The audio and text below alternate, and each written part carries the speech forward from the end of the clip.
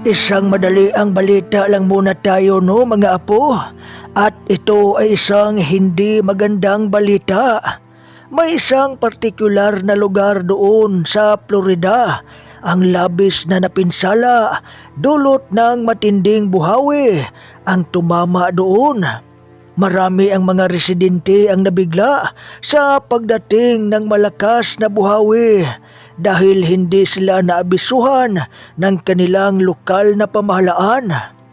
Noong February 11, 2025, isang malakas na buhawi ang tumama sa Ellison Industrial Park sa Escambia County, Florida.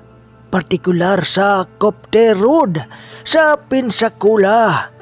Ang buhawi ay nagdulot ng pinsala sa ilang mga gusali sa industrial park.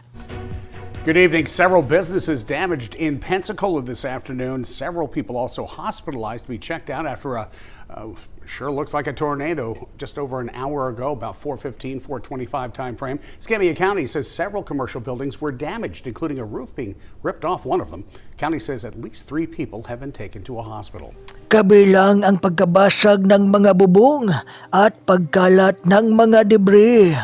3 tao ang naiulat na nasugatan at 2 sa kanila ang malubha ang kalagayan at dinala sa malapit na paggamutan.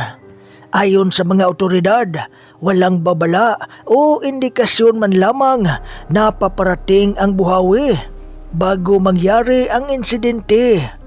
Ang Escambia County Emergency Manager na si Travis Tompkins ay nagsabi na ito ay isa lamang freak storm at walang abiso mula sa National Weather Service tungkol sa paparating na buhawi. Ang Ellison Industrial Park ay dating isang naval air station na ngayon ay isa ng industrial park na matatagpuan sa Pensacola, Florida. Ayon pa sa ilang mga residente doon na ang buhawi ay talagang malakas na parabang may ipinapahiwatig na galit. Ngayon lang sila nakaranas ng ganun kalakas na bugso ng hangin na tuloy-tuloy ang ikot at nag-iiba ang direksyon. Akala nila ay lumagpas na pero maya-maya ay nandito na naman. Bigla na lang bumabalik ang buhawi na parabang may rutang sinusunod. Ang matinding puwersa ng buhawi ay nagdulot ng matinding pinsala. Winasak ang maraming gusali sa loob ng industrial park na ngayon ay tila mga guho na lamang. At pagsapit ng 4:20 ng hapon, maraming maliliit na bagay sa loob ng mga gusali ang itinapon ng malakas na hangin dulot ng buhawi. Kabilang na dito ang mga malalaking bato na siyang dahilan para mabasag ang mga salamin. At maging ang mga malalaking puno ay natangay din ng napakalakas na buhawi.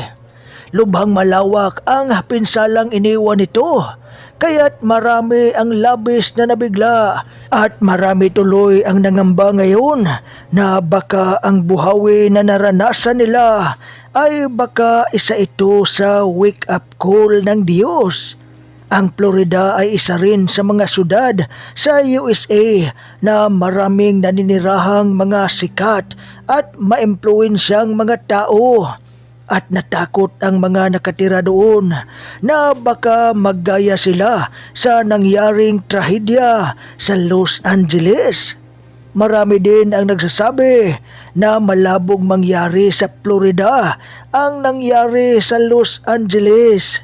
Rason nila, masyadong malayo ang Florida sa Los Angeles at ang nangyari sa Florida ay hindi na bago. Madalas daw silang bisitahin ng malalakas na buhawi. Talagang napakababaw lang ng tingin nila sa kakayahan ng Diyos. Kasing babaw din ng kanilang pananampalataya sa Diyos. Karamihan sa mga tao ngayon tumawag lang sa Diyos kapag nakaramdam ng panganib at sakuna.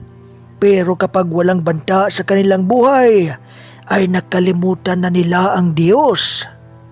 Gilmore, I want to thank you so much for speaking with us. And again, this area, I'm on Copter Road. It is closed for by-through traffic as they work to process this scene, but we're going to have more. You said that this happened rapidly. And when we talk about weather events, there's hardly or sometimes no time to prepare. What kind of information do you want to get out to citizens?